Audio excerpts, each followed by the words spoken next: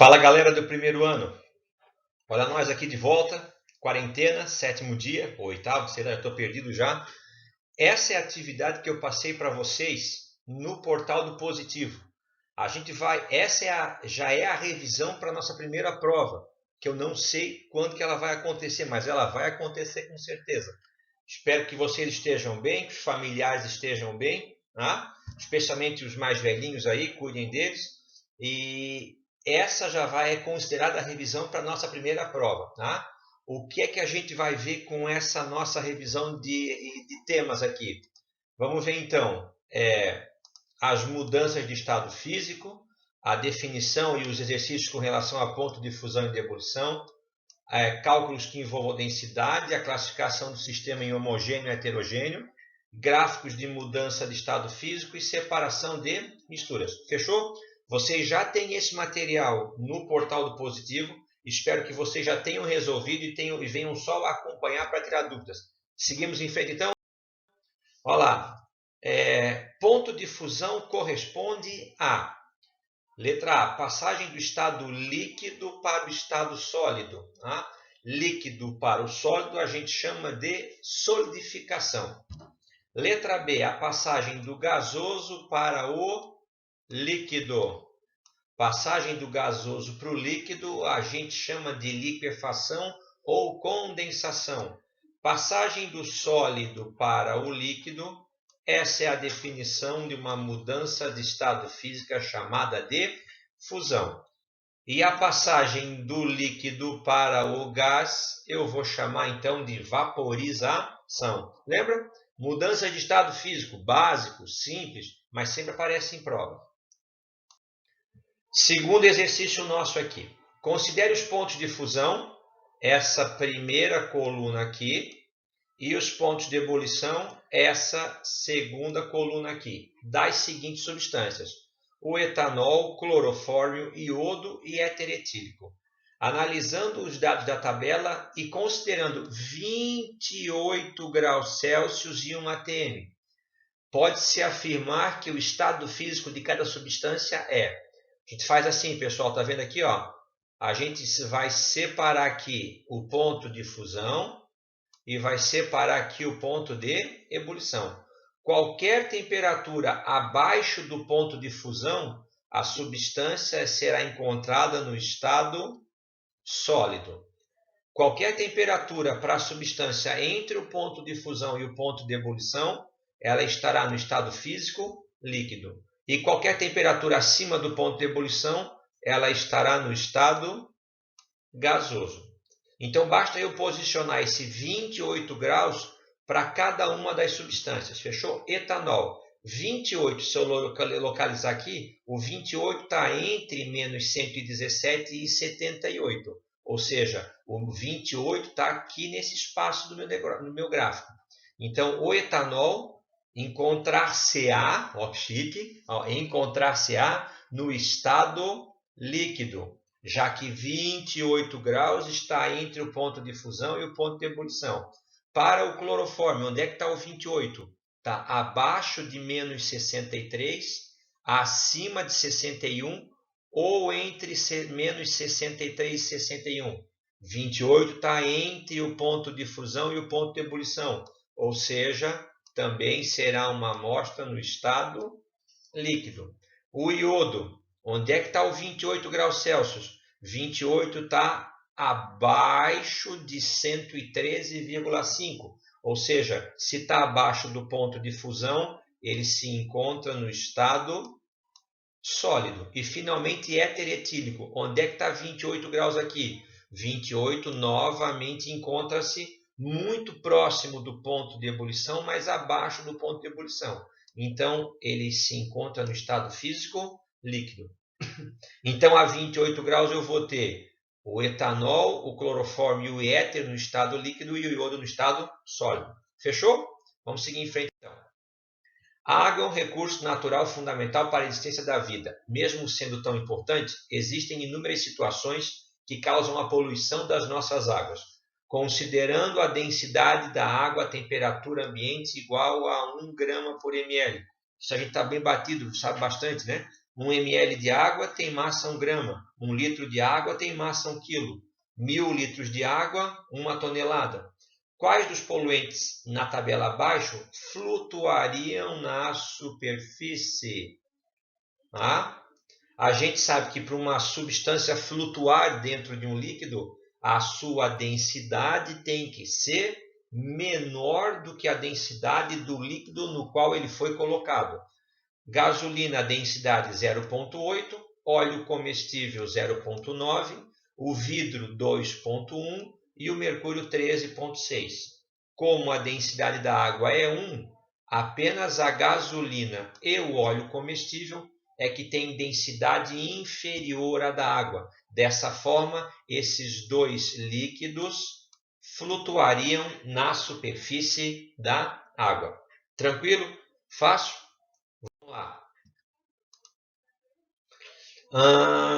As misturas podem ser sistemas homogêneos ou heterogêneos. São apenas sistemas homogêneos. Água salgada, água com sal, homogêneo. Eu quero apenas os sistemas homogêneos.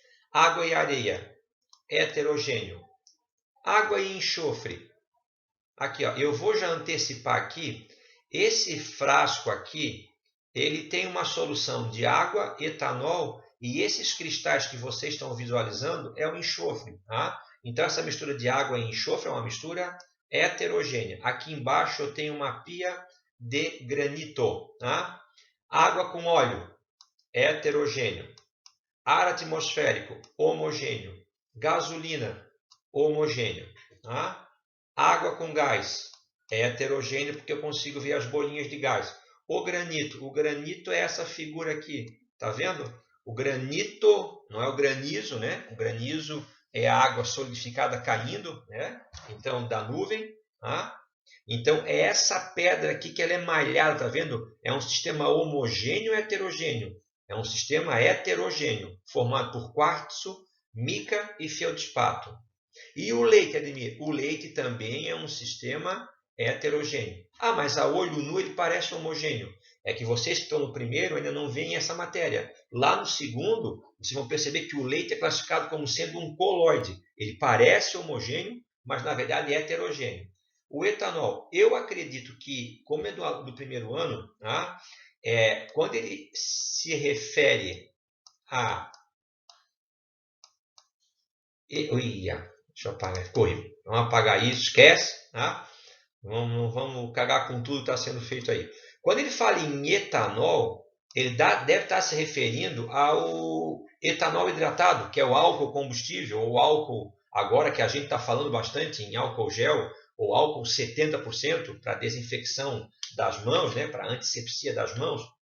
Todo mundo está usando, lavando as mãos por causa do coronavírus aí, com água e sabão, ou passando uma solução de etanol. É água com etanol. Isso, água e etanol, é uma mistura homogênea. Água e areia é heterogêneo. Água salgada é homogênea.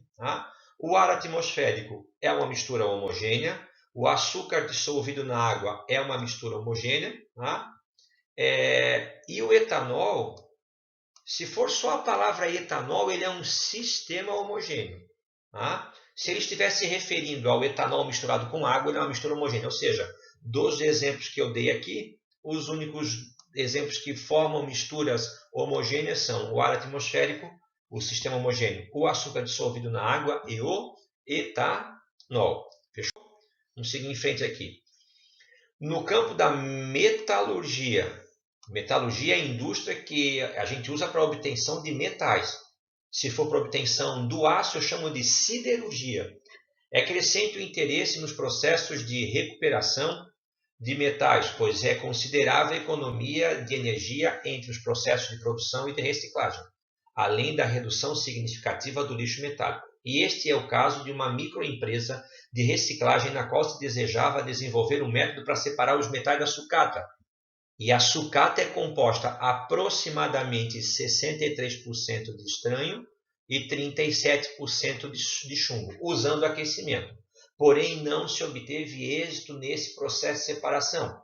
Para investigar o problema, foram comparadas as curvas de aquecimento para cada um dos metais isoladamente e aquela na mistura, todas obtidas na mesma condição de trabalho. Considerando as informações a seguir, é correto afirmar que a sucata é constituída por uma... Vamos lá. O gráfico do chumbo e o gráfico do estanho são substâncias puras. Lembra? Sobe, fica constante, sobe, fica constante e sobe. Sobe, constante, sobe, constante, sobe. Tá? Então, eu tenho aqui, para o chumbo, o seu ponto de fusão 327 graus Celsius e o seu ponto de ebulição 1749 graus Celsius. Para o estanho puro, ponto de fusão 232 graus Celsius. Ponto de ebulição 2602 graus Celsius. Essa empresa queria pegar a sucata e separar o chumbo do estanho. Aí tentou derreter, mas o que ela percebeu? Que os dois derreteram, a mistura derreteu com temperatura constante. Ou seja, ela tinha fusão com temperatura o quê? Constante, e ela tinha um intervalo de ebulição. Ou seja, a ebulição ela era meu Deus, que horrível escrever isso aqui. Parece um analfabeto. Variável. E horrível, mas segue em frente. Fechou? Então, o cara não teve sucesso lá na sua indústria de metalurgia porque ele não conseguiu derreter primeiro um e depois derreter o outro, porque os dois derretiam juntos, ao mesmo tempo. Tá? Então, essa mistura aqui, em que o ponto de fusão ele é constante, mas o intervalo de ebulição é variável, eu chamo esse tipo de mistura de uma mistura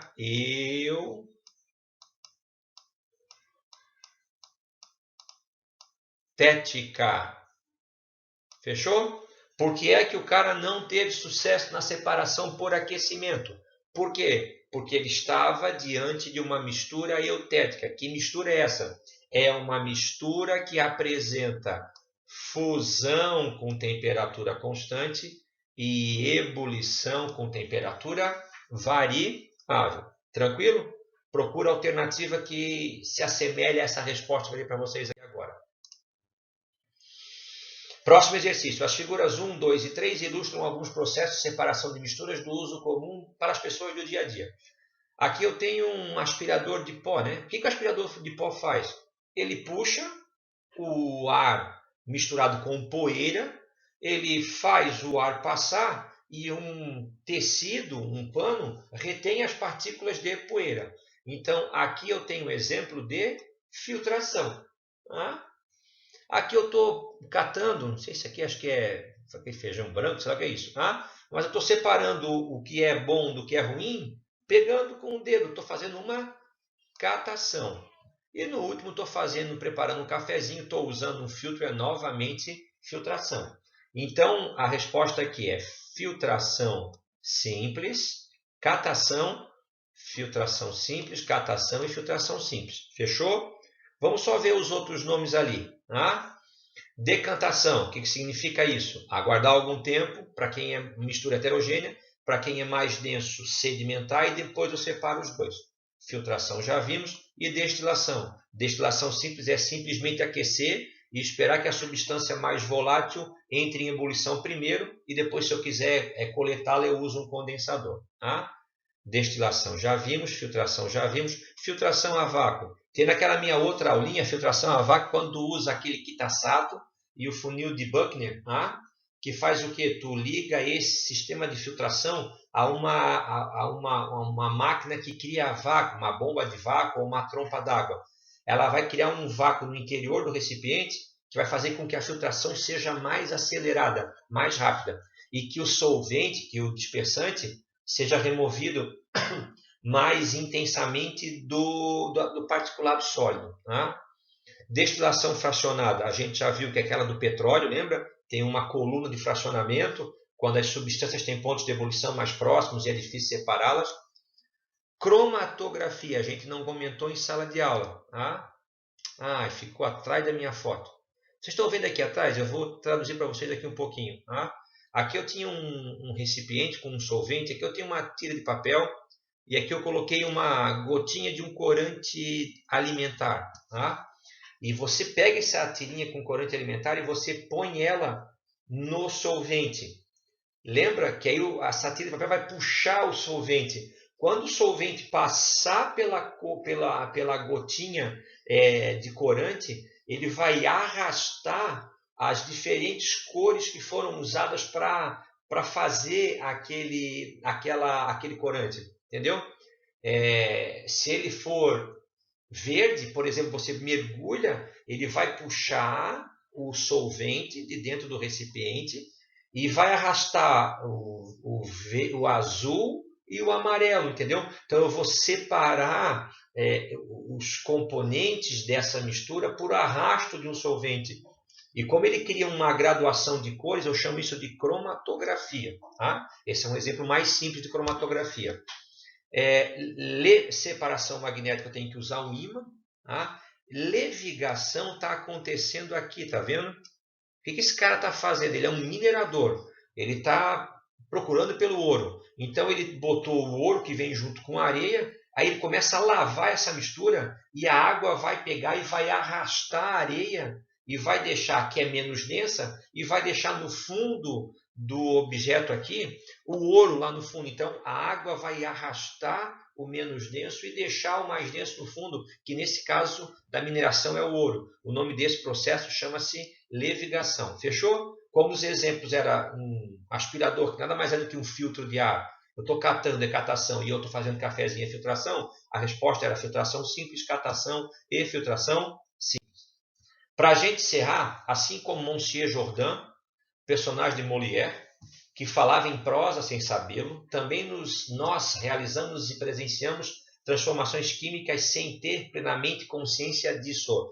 Transformações químicas. No dia a dia, muitas transformações químicas acontecem sem que pensemos nelas. Como, por exemplo, ele quer saber do A, B, C ou D qual é uma transformação química. Sublimação do iodo. Sublimação é passagem do estado sólido diretamente para o gasoso. Transformação física. A atração de um metal por um ímã. Isso é um processo físico. Tá? É o magnetismo. Vocês não vão estudar isso na química. Vocês vão estudar o magnetismo, o eletromagnetismo lá na física. O congelamento da água. Isso nada mais é do que uma transformação física. Isso é solidificação. O amadurecimento de uma fruta. Vamos lá. Características dos processos químicos.